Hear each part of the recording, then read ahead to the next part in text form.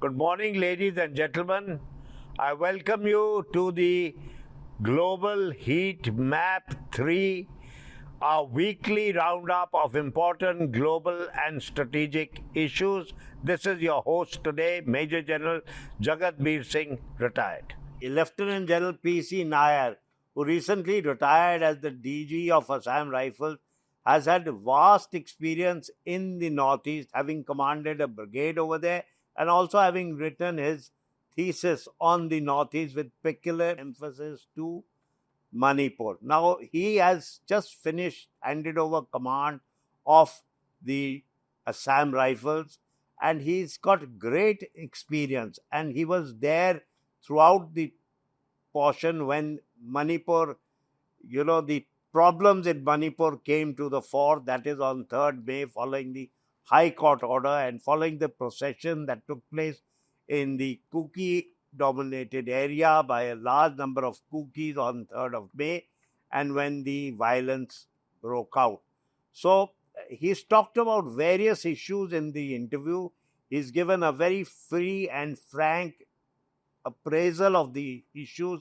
He's discussed the problems in Manipur. He discussed the, issues as far as Myanmar is concerned. He discussed the tribal problem between the Meiteis and the Kukis. He's discussed the aspect of the Manipur police, which was, being divided on ethnic lines between the Meiteis and the Kukis. He's gone into various other areas also, such as the use of drones and the pulling out of Assam Rifles. The allegation 2 battalions are being moved out to J&K. He's talked of the division.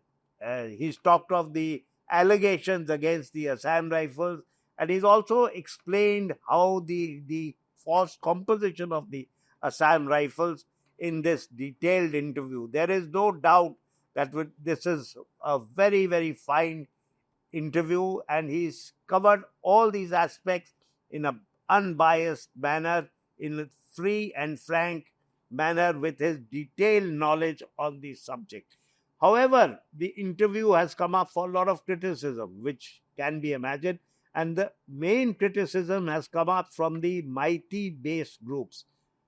And apart from that, it's also coming from the Manipur police.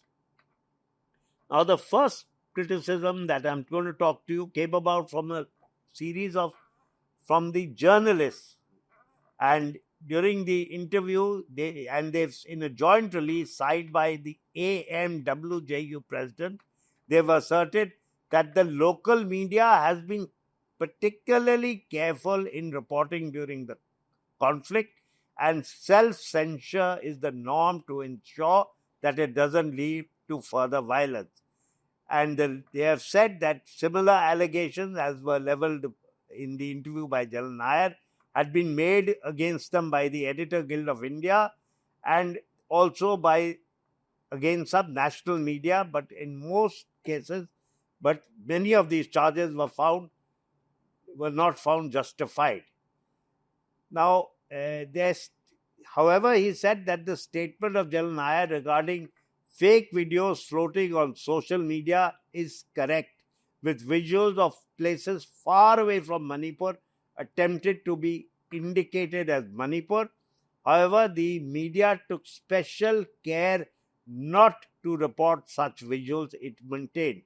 Now, this is something very important because today strategic communication plays a major role, and how this communication takes place, how doctrine takes place, how misinformation and disinformation take place, and how it affects a population and how it can lead to problems. Now, even when the violence took place, which General Nair told us about, there was a rumor that gained credence that there's a fire in the memorial of the Anglo-Kuki War, which was not true. Tires were burned, but below the memorial, not at the memorial. So, I mean, these are things that take place. However, the Manipur police has strongly refuted the remarks by General Nair and said, that is the remarks regarding the Manipur police being divided, and said his comments are unfounded, unreasonable, irresponsible and baseless. Very, very strong words to use. particularly, and they've said there is no Manipur police, there is Meitei police and Kuki police. This is what General Nair had said. Now, the Meitei-based organizations such as the Coordinating Committee on Manipur called for immediate withdrawal of the country's paramilitary force from the state and the expanding role of the CRPF in Manipur. Now, General Nair also refuted claims of the drones in the recent violence.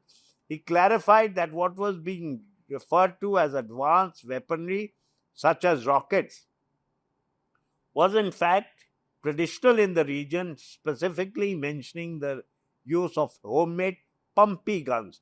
And he also drew comparisons to Myanmar, where the anti-junta insurgents have used swarm drones to bomb military camps. According to him, similar traditional practices have been adopted in Manipur's recent violence, and he cited the Moirang incident as an example.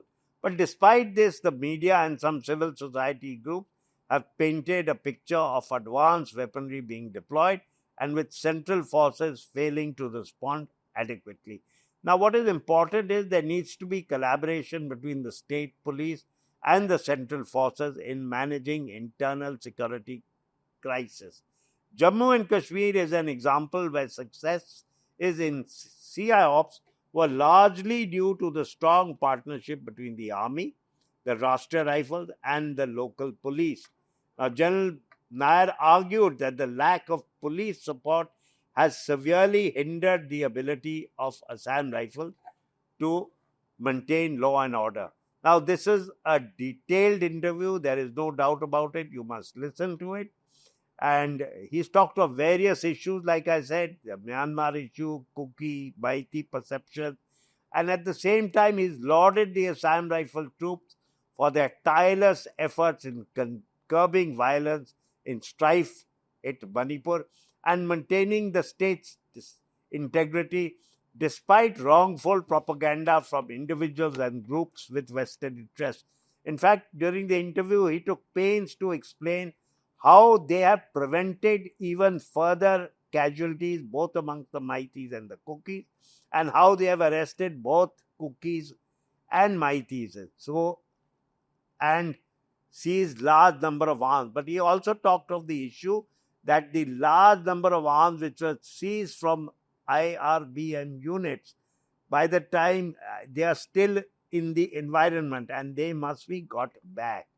Another issue he talked about was the wrongful propaganda being faced by the Assam Rifles from individuals and groups with vested interest. And he also talked about road blockades by the Mira Paibis. In fact, he mentioned a case where a road blockade was taking place, and one of the Assam Rifle soldiers recognized one of the ladies of Mira Paibis happened to be the wife of a soldier to whose post the logistics were going. And when he confronted her and talked to her, she said that she was forced to be part of this blockade due to societal pressure, even though she knew that the supplies were going to her husband's post, which was an hour away. There is no doubt the situation in Manipur remains precarious with the ongoing ethnic violence, which adds to the region's humanitarian crisis. There is a deep-seated distrust between the central and state forces, which complicates efforts to restore normalcy. There is also historical baggage as far as the tribes are concerned. There's history, there's geography, there's past. I mean, they have to get over this at some stage. The only way forward is for the people to realize that there is a need for peace, and that can only happen through dialogue. And I hope that dialogue takes place soon, and I hope peace and normalcy is returned to this wonderful state which has suffered due to the ethnic issues which persist over there. Thank you.